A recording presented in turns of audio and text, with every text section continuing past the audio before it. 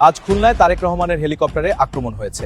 মৃত্যুর সাথে পাঞ্জা লড়ছেন তারেক রহমান। দর্শক দেখতে পাচ্ছেন তারেক রহমান হেলিকপ্টার থেকে নামতেছেন, ঠিক সেই সময়ই কিন্তু তার উপর কঠিন প্রভাব পড়ে এবং তারেক রহমানের খুবই খারাপ অবস্থা হয় আজকে খুলনায়। এদিকে আজ তারেক রহমান খুলনা গিয়ে কঠিন বিপদের মুখে পড়েছেন। জামাত কর্মীরা তাকে চারদিক থেকে ঘেরাও করে, বিএনপি এবার ধ্বংসের মুখে। নির্বাচনের আগেই বিএনপির 3টা উইকেট পড়ে গেল। 3টা মানে একটা তো কনফার্ম। আপনাদের অ্যাকাউন্ট হ্যাক হয়ে গিয়েছিল, বিশেষজ্ঞরা প্রমাণ করেছে আপনাদের অ্যাকাউন্ট কোনো হ্যাক ম্যাক কিচ্ছু হয় নাই। বাঁচার জন্য এখন আপনারা মিথ্যে কথা বলছেন। যারা নির্বাচনের আগেই জনগণের সাথে মিথ্যে কথা বলতে পারে, তারা নির্বাচনের পরে কি পরিমাণ মিথ্যে কথা বলতে পারে এটি আমাদের সহজেই বোধগম্য। বিএনপির নিশ্চিত বিজয় নাটকীয়ভাবে নিয়ে নিচ্ছে অথবা ছিনিয়ে নিচ্ছে জামাত। বিএনপি হতাশ হয়ে চেয়ে দেখছে, কিছু করার নেই। নারীদের পেছনে রেখে দেশ এগিয়ে নেওয়া সম্ভব নয়। একটি দল কর্মজীবী নারীদের নিয়ে যে বক্তব্য দিয়েছেন তা কলঙ্কজনক। খুলনায় নির্বাচনী জনসভায় এসব বলেন BNP chairman Tarique Rahman. Vote গণনা নিয়ে ষড়যন্ত্র চলছে উল্লেখ করে নেতাকর্মীদের সতর্ক থাকার নির্দেশ দেন তিনি। দীর্ঘ 22 বছর পর খুলনার মাটিতে এসেছেন বিএনপি চেয়ারম্যান তারেক রহমান। এই মুহূর্তে তিনি হেলিকপ্টারে ঢাকা থেকে খুলনায় নেমে সরাসরি তিনি আজ তারেক রহমানের খুলনার জনসভায় ভয়াবহ পরিস্থিতি তৈরি হয়েছে। আপনারা জানেন তারেক রহমান সারা বাংলাদেশের মধ্যেই প্রত্যেকটা জেলায় জেলায় গিয়ে জনসভা করতেছেন এবং নির্বাচনের প্রচারণা করতেছেন। অনেক জায়গায় অনেক ঝামেলার মুখেও পড়েন। আজকে খুবই খারাপ অবস্থা হয় তার খুলনার মধ্যে। অন্যদিকে জামাত কর্মীরা যেই পরিকল্পনা করেছিল, তাদের পরিকল্পনাটা বাস্তব করে রাজপথে। দর্শক শ্রোতা, দেশের রাজনৈতিক প্রেক্ষাপটে প্রতিনিয়ত নতুন ঘটনা ঘটতেছে। নির্বাচনকে বাতিল করার জন্য অনেকে গোপনে থেকে পরিকল্পনা করতেছে। এই মুহূর্তে তারেক রহমানের অবস্থা এবং খুলনার অবস্থা এবং এই বিষয়টাকে কেন্দ্র করে অনেকে অনেকের বক্তব্যের মাধ্যমে নতুন তথ্য তুলে ধরে, সেই সবও দেখতে পারবেন একটি ভিডিওতে। দীর্ঘ 22 বছর পর খুলনার মাটিতে এসেছেন বিএনপি চেয়ারম্যান তারেক রহমান। এই মুহূর্তে তিনি হেলিকপ্টারে ঢাকা থেকে খুলনায় নেমে সরাসরি তিনি এই যে সভামঞ্চ অর্থাৎ প্রভাতী স্কুলের যে সভার মাঠ, সেই মাঠে তিনি উপস্থিত হয়েছেন। দর্শক নিশ্চয়ই আপনারা দেখতে পাচ্ছেন তিনি এখনই খুলনার মাঠে যে জনসভার মঞ্চে তিনি উঠছেন এবং তিনি ধীরে ধীরে সিঁড়ি বেয়ে তারেক রহমান এই মুহূর্তে জনসভার যে মঞ্চ, সেই মঞ্চে তিনি ইতিমধ্যে উঠেছেন এবং উঠে 2 হাত নেড়ে জনগণকে শুভেচ্ছা জানাচ্ছেন, অভিবাদন জানাচ্ছেন। তিনি 2 হাত নেড়ে যারা তার জন্য দীর্ঘক্ষণ ধরে অপেক্ষা করছিলেন, সেই রাত থেকে তারেক রহমানকে যারা দেখার জন্য অপেক্ষা করছিলেন, তাদেরকে তিনি 2 হাত নেড়ে শুভেচ্ছা জানাচ্ছেন এবং তাকে ঘিরে সাধারণ মানুষ এবং বিএনপি নেতাকর্মীরা যারা ছিলেন, তারাও কিন্তু তাকে হাত নেড়ে শুভেচ্ছা জানাচ্ছেন, অভিবাদন জানাচ্ছেন এবং তারেক রহমান সাধারণ মানুষের ভালোবাসা এবং অভিবাদন তিনি গ্রহণ করছেন এবং মঞ্চের দাঁড়িয়ে এখন তিনি হাত নেড়ে অন্যান্য যারা নির্বাচনী ধানের শীষের যারা প্রতীকের প্রার্থী রয়েছে তাদেরকে সাথে নিয়ে মঞ্চের এপাশ থেকে ওপাশ চারিপাশ ঘুরে তিনি যারা সাধারণ মানুষ, বিএনপি নেতাকর্মী এবং যারা মা বোনরা যারা এসেছেন, আমরা দেখতে পাচ্ছি বিভিন্ন বাসাবাড়ির ছাদে দাঁড়িয়ে তারেক রহমানকে দেখার জন্য মা বোনরা অপেক্ষা করছেন। তিনি তাদের সেই ভালোবাসার জবাব দিচ্ছেন, তিনি তাদের এই শুভেচ্ছার জবাব দিচ্ছেন এবং তারেক রহমান নেতাকর্মীদের সাথেও কুশল বিনিময় করছেন এবং সাধারণ মানুষের পাশাপাশি যারা নেতাকর্মীরা রয়েছেন তাদের সাথে তিনি কথা বলছেন এবং শুভেচ্ছা বিনিময় করছেন। আমরা দেখেছি যে এই যে প্রভাত স্কুলের যে মাঠ, সেই মাঠের আশপাশের যে সকল ছাদ রয়েছে, বাসাবাড়ির ছাদে মা বোনরা তাকে দেখার জন্য দীর্ঘক্ষণ ধরে অপেক্ষা করছিলেন। তিনি তাদের সাথেও শুভেচ্ছা বিনিময় করেছেন। তারা তারেক রহমানকে দেখতে পেয়ে উচ্ছ্বসিত। শুধু খুলনার বিএনপি নেতাকর্মীরা না, সাধারণ মানুষ, মা বোন, শিশু, বৃদ্ধ, নারী, পুরুষ সবাই মিলে কিন্তু উচ্ছ্বাস প্রকাশ করেছেন। তারেক রহমানকে এক নজর দেখতে পেয়ে তারা তাদের উচ্ছ্বাস প্রকাশ করছেন এবং তারেক রহমানকে শুভেচ্ছা জানাচ্ছেন। দর্শক, আমরা এই মুহূর্তে দেখতে পাচ্ছি তারেক রহমানের যে মঞ্চ অর্থাৎ সভাস্থলের যে মঞ্চ, সেই মঞ্চের যে নির্ধারিত আসন, সেই নির্ধারিত আসনে তারেক রহমান বসেছেন এবং তার আশপাশে তার স্থানীয় যে সকল খুলনার স্থানীয় যে সকল নেতাকর্মীরা রয়েছেন, সেই নেতাকর্মীরা রয়েছেন এবং এর পাশাপাশি যারা ধানের শীষের মনোনীত প্রার্থী, সেই ধানের শীষের মনোনীত প্রার্থীরাও তারেক রহমানের সাথে শুভেচ্ছা বিনিময় করছেন এবং তারেক রহমানকে এক নজর দেখতে পেয়ে সাধারণ মানুষের যে উচ্ছ্বাস সেটি আসলে বাঁধ ভাঙা উচ্ছ্বাস, এটি ভাষায় প্রকাশ করার মতো উচ্ছ্বাস না। আপনাদের অ্যাকাউন্ট হ্যাক হয়ে গিয়েছিল, বিশেষজ্ঞরা প্রমাণ করেছে আপনাদের অ্যাকাউন্ট কোনো হ্যাক ম্যাক কিচ্ছু হয় নাই। বাঁচার জন্য এখন আপনারা মিথ্যে কথা বলছেন। যারা নির্বাচনের আগেই জনগণের সাথে মিথ্যে কথা বলতে পারে, তারা নির্বাচনের পরে কি পরিমাণ মিথ্যে কথা বলতে পারে এটি আমাদের সহজেই বোধগম্য।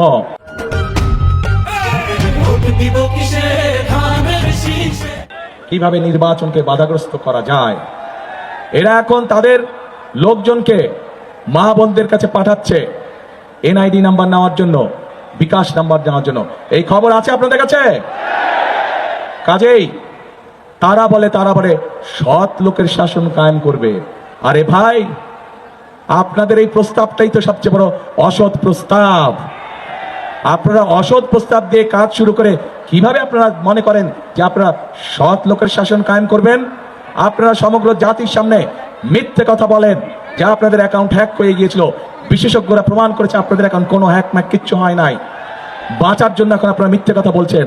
যারা নির্বাচনের আগেই জনগণের সাথে মিথ্যে কথা বলতে পারে, তারা নির্বাচনের পরে কি পরিমাণ মিথ্যে কথা বলতে পারে এটি আমাদের সহজেই বোধগম্য।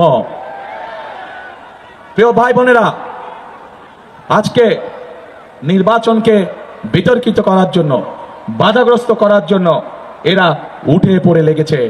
সেই জন্য আজকে এখানে লাখো জনতার উপস্থিতিতে আপনাদেরকে এবং আপনাদের মাধ্যমে সকল মা বোন এবং সকল ভাই বোনদেরকে, আপনাদেরকে এবং আপনাদের মাধ্যমে আপনাদের এলাকার সকল মানুষের কাছে আমি একটি আহ্বান জানাতে চাই। আপনাদেরকে অত্যন্ত সতর্ক এবং সজাগ থাকতে হবে, যাতে কেউ ষড়যন্ত্র করে আপনার সেই ভোটের অধিকারকে কেড়ে নিতে না পারে। আবার প্রিয় ভাই বোনেরা, নতুন গল্প শুনছি, ইদানিং নতুন গল্প শুনছি যে এবার বলে ভোট গণনা করতে অনেক বেশি সময় লাগবে। প্রিয় ভাই বোনেরা, এই দেশের মানুষ হয়তো গত 1 যুগ ভোট দিতে পারেনি, কিন্তু ভোট দেওয়ার যে অভিজ্ঞতা তাদের নাই তা না। 91 সালে ভোট দিয়েছে, 96 সালে ভোট দিয়েছে, 2001 সালে ভোট দিয়েছে। ভোট গণনা করতে কেমন সময় লাগে বাংলাদেশের মানুষের সেই ধারণা আছে। বিএনপির নিশ্চিত বিজয় নাটকীয়ভাবে নিয়ে নিচ্ছে অথবা ছিনিয়ে নিচ্ছে জামাত। বিএনপি হতাশ হয়ে চেয়ে দেখছে, কিছু করার নেই।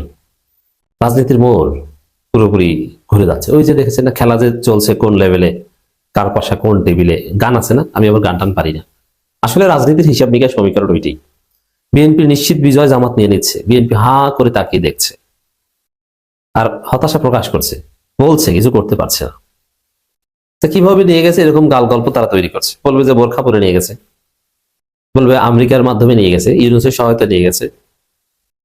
দেখলাম বিএনপির এক নির্লজ্জ নেতা, মিনিমাম লজ্জা শরম নেই, নির্বাচনী প্রচারণায় আবিদ নামের একটা ছেলে আছে না, চেষ্টা টাইপের, ব্যক্তিত্বহীন, আনস্মার্ট, পার্সোনালিটিলেস, ডাকসুতে নাকি ভিপি ইলেকশন করেছিল ছাত্র দলের, ওকে পরিচয় করিয়ে দিচ্ছে যে ডাকসুতে যার বিজয় ছিনিয়ে নেওয়া হয়েছে, যিনি জিতেছেন কিন্তু তাকে পরাজিত করে দেওয়া হয়েছে, সেই আবিদ এখন বক্তব্য রাখবেন। পোলাপানে মজা করে মিম বানিয়েছে যে একটা সময় মেয়ে দেখতে গেলে বিয়ে করানোর সময় ছেলেকে যেভাবে পরিচয় করিয়ে দিত, যাবো ছেলে কিচ্ছু করে না, কোনো পেশা নাই, এখন তো একটা কিছু বলা লাগবে। এখন দেখেন, যদি বিয়ে শাদীর ক্ষেত্রে ছেলের পেশা, এটা খুব ইম্পর্টেন্ট। পেশা না থাকলে তার কাছে মেয়ে বিয়ে দেবে কেন? হ্যাঁ, যদি আত্মীয়তার মধ্যে একটু আর্লি ম্যারেজের কোনো বন্দোবস্ত করে, দ্যাটস ডিফারেন্ট। বাট স্বাভাবিকভাবে আপনি বিয়ে করবেন মানে আপনি আগে প্রতিষ্ঠিত হন, আপনি আগে ইনকাম করেন, আপনার পেশাটা কি এটা আপনাকে ক্লারিফাই করতে হবে। এটা নিয়ে জটিলতায় পড়তে অনেকে, বিয়েও করাবে, মা অসুস্থ, ঘরের কাজ টাজ করা লাগে, এখন ছেলে কি করে কিছু বলতে পারে না, এরকম চলতো আগে জ্বালিয়ে, কিন্তু এটা উচিত নয়। তো সেক্ষেত্রে ছেলে কি করে যদি জিজ্ঞেস করেন ছেলে কি করে, ছেলের মা তো ডাক্তার। ছেলে কি করে? ছেলের এক খালু আমেরিকা থাকে। ছেলে কি করে? ছেলের খালাতো ভাই তো বিশ্ববিদ্যালয় পড়ে। ছেলে কি করে? ছেলের বন্ধু বান্ধব সবাই সরকারি চাকরি করে। ছেলে কি করে তার উত্তর আর আসে না। ছেলে কি করে তখন উত্তর একটা আসতে পারে, ওই যে বিএনপি নেতার মতো। ছেলের তো চাকরি হয়ে গেছিল কিন্তু সরকারি ষড়যন্ত্র করে বাদ দিয়েছে, অথবা আরেকজন নিয়ে নিয়েছে ওর পরিবর্তে। ওর তো হয়ে গেছিল নিশ্চিত হওয়া চাকরি, আরেকজনকে দিয়ে দিছে। এই এছাড়া মানে এই পর্যায়ে এসেছে এরা, আপনি চিন্তা করেন। এই হারু পার্টি পরাজয়ের পর এরকম কথা বলে যে নিশ্চিত বিজয় নিয়ে গেছে। এখন আগামী নির্বাচনের পর 12 তারিখের পর বিএনপি এই কথাগুলো বলবে যে আমাদের নিশ্চিত বিজয় জামাত নিয়ে গেছে, আমরা জিতেছি কিন্তু জামাত নিয়ে গেছে। বোরখা পরে আমেরিকার সহায়তায় অমুক তমুক নানান কিছু, কিন্তু কিছু করতে পারবে না। দলিল ডাকসুতে তো এই গল্প এখনো তারা বলছে, তাদের নিশ্চিত বিজয় নিয়ে নিচ্ছে। আমাদের যে কতটা আনন্দ আমরা সেটা কাউকে বোঝাতে পারবো না, এবং আমরা চাই আমাদের রাষ্ট্রনায়ক তারেক রহমান তার 31 দফা দিয়ে এই রাষ্ট্রকে এত সুন্দরভাবে গড়ে তুলুক যাতে আগের যে গ্লানি ছিল সেগুলো সব মুছে যায়, আমরা নতুন করে রাষ্ট্র তার নির্দেশে রাষ্ট্র পরিচালনা করবে, সে আমরা তার নির্দেশেই পথ চলতে চাই। খুব আনন্দিত এবং গর্বিত যে তারেক রহমান সাহেব আজকে আমাদের মাঝে আসতেছেন, ওনার দিক নির্দেশনা দেবেন কীভাবে দেশকে উনি পরিচালনা করবেন তা আমরা জানবো না কাছ থেকে, এবং ভবিষ্যতে কীভাবে আমরা দল পরিচালনা করবো সে দিক নির্দেশনা উনি আমাদেরকে দেবেন। আমি চাই যে তারেক ভাইয়া আমাদের মাঝে এসে আমাদের সবাই যারা মানে ক্ষতিগ্রস্ত তারা যেন সুখে আবার দুঃখে তারেক ভাইয়ের পাশে আমরা থাকতে পারি, আমরা আপ্যায়ন চেষ্টা করবো। আমরা আপনাদেরকে বুঝাইতে পারবো না আমরা যে কত আনন্দের ভিতর আছি এই দিনটা পাওয়ার আশায়। দীর্ঘ অনেক কষ্টের পর আমাদের এই স্বাধীনতা হয়েছে। আমরা চাই আমার নেতা আমার মার মতো জানি আমাদের দেশটাকে এত সুন্দরভাবে করতে পারে, আমরা জানি তার নেতৃত্বে জানি জীবনযাপন করতে পারি। আমরা খুবই আনন্দিত যে মনের ভাষা দিয়ে বুঝাইতে পারতেছি না যে আর তারেক যে আসছে, আরো আমাদের মা বেগম খালেদা জিয়া যদি থাকতো। আমি বুঝি নির্মাণের শিল্প, সালাম স্টিল বোঝে ডিউরেবিলিটি, সালাম স্টিল মোস্ট ডিউরেবল স্টিল। আরো অনেক ভালো লাগতো আমাদের। আমার অনুভূতিটা হচ্ছে কি, মানে আমার অনেক ভালো লাগছে নিজের থেকে, কারণ আমি হচ্ছে নতুন ভোটার হয়েছি, কারণ আমি এবার নতুন ভোট দেবো। আমি নতুন কাকে চাচ্ছি যে নতুন যারা ভোট দিব সে যেন নতুন করে কোনো কিছু করে, মানে আমার ভোটারটা যেন শুরু হয় নতুন কোথা থেকে, মানে নতুন ভোট যে দিব সেটা যেন উন্নতির দিকে যায়। কারণ আমি চাচ্ছি যে আমি ভোটার যারা ভোট দিব সে হচ্ছে গিয়ে সফলতা অর্জন করুক আমাদের দেশের জন্য বা আমাদের মতো অসহায় মানুষের জন্য সে কিছু করুক। সর্বপ্রথম আমি তো হচ্ছে নতুন ভোটার, আমি আদৌ এখনো ভোটার হইনি। সামনে থেকে মোকাবেলা করার সাহস নাই, পিছন থেকে এখন আমার পিছনে লেগেছে। বগলের তলের ইনখেলাপি আর আপনি দিবেন বাংলাদেশ দুর্নীতিমুক্ত করে, হাস্যস্কর। পেছায়ও আসবে এই কথা শুনে। বিভিন্ন ধরনের অনেক কিছু রটায় গঠায়, কারা করে এগুলা? যখন দেখে চতুর্দিকে অন্ধকার তখন দিনকেও রাত মনে করে, দিশাহারা হয়ে যায়, কি করবে কি বলবে হিসাব খুঁজে পায় না। কিন্তু মনে রাখবেন, এ দিয়ে জনগণের ভালোবাসার জোয়ার ঠেকানো যাবে না। জনগণের দেহের উপর চাবুক মারতে পারবেন, মনের উপরে চাবুক মারতে পারবেন না। গত কয়েকদিন ধরে বাংলাদেশে অনেকগুলা ঘটনা ঘটেছে মা বোনদেরকে অপমান করার, তার প্রতিবাদ আমি করি, এখন আমার পিছনে লেগেছে, ডাকাতের মতো ছুরের মতো লেগেছে। সামনে থেকে মোকাবেলা করার সাহস নাই, পিছন থেকে এখন আমার পিছনে লেগেছে। হ্যাঁ, পিছনের লোকেরা ইনশাল্লাহ পিছনে পড়ে থাকবে, সামনে যেতে পারবে না ইনশাল্লাহ। ওরা পিছনে থেকে জাবর কাটবে, সামনে সিংহে পুরুষের মতো যাওয়ার সাহস ওদের নাই। আহ্বান জানাই, আসো, নিজের আদর্শ কর্মসূচি পরিকল্পনা বক্তব্য চরিত্রে নিয়ে আসো। বলবা আমাদের দল আমাদের শাসকই পারবে, আমাদের সরকারই পারবে একটা দুর্নীতিমুক্ত বাংলাদেশ দিতে। অবশ্যই বা বলেন নাই, কেউ কেউ বলেছেন টুটি চেপে ধরতে। বগলের তলের ইনখেলাপি আর আপনি দিবেন বাংলাদেশ দুর্নীতিমুক্ত করে, হাস্যস্কর। পেছায়ও আসবে এই কথা শুনে। সম্মানিত ভাইরা, জনগণ চালাকি সবার বুঝে, জনগণকে কেউ যেন বোকা না আঁকবে না। এখন রটাচ্ছে কোন আমলের কোন কর্মচারীকে নিয়োগ দেওয়া হয়েছে। 11 দল যদি ক্ষমতায় আসে জামাতের নেতৃত্বে, এদের সবাইকে বাদ দিয়ে দেবে। আমাদের অঙ্গীকার ইনসাফ কায়েম করা। যেদিন থেকে নতুন বাংলাদেশের জন্ম হবে সেদিন থেকে বাংলা নতুনভাবে ঢেলে সাজানো হবে ইনশাআল্লাহ।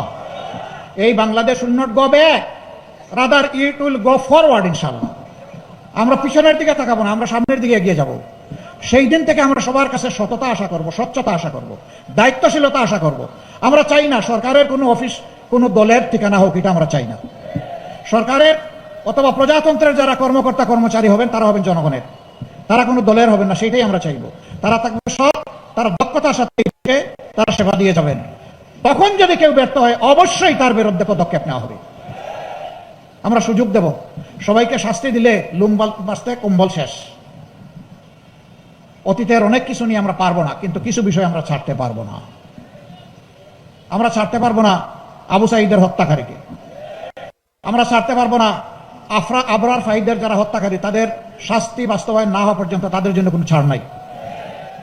তাদের সহযোদ্ধা শরীফ ওসমান হাদি, তার হত্যাকারীর জন্য কোনো মায়া নাই, দয়া নাই, ছাড় নাই। এদের সহযোদ্ধাদের বিচার তো হতে হবে, এটা তো ন্যায্যতার দাবি। তবে কারো উপর অবিচার করা হবে না ইনশাআল্লাহ। কোনো পাইকারি জরিমানা নাই, ন্যায় অন্যায় সব কিছুকে গুলায় ফেলার কোনো কর্মসূচি আমাদের নাই। তারপরে আমরা কথা দিচ্ছি, মানুষ তো ভুল করতেই পারে, অনুতপ্ত হয়ে যদি তারা তাদের। দর্শক, আপনারা তো দেখলেন এখানে কি কথা হচ্ছে। এখানে তারেক রহমানের বিষয় নিয়ে কথা হচ্ছে এবং দেশের রাজনৈতিক প্রেক্ষাপট নিয়ে তারেক রহমানও তার বক্তব্যের মাধ্যমে অনেক কথা বলেন, বা খুলনার জনসভায় তিনি যেভাবে অংশ নিয়েছেন লক্ষ লক্ষ জনতার মধ্যে, এইসব এইখানে দেখানো হয়েছে। দর্শক শ্রোতা, এই বিষয়গুলো নিয়ে এবং দেশের রাজনৈতিক প্রেক্ষাপটগুলো নিয়ে আপনাদের মন্তব্য কী?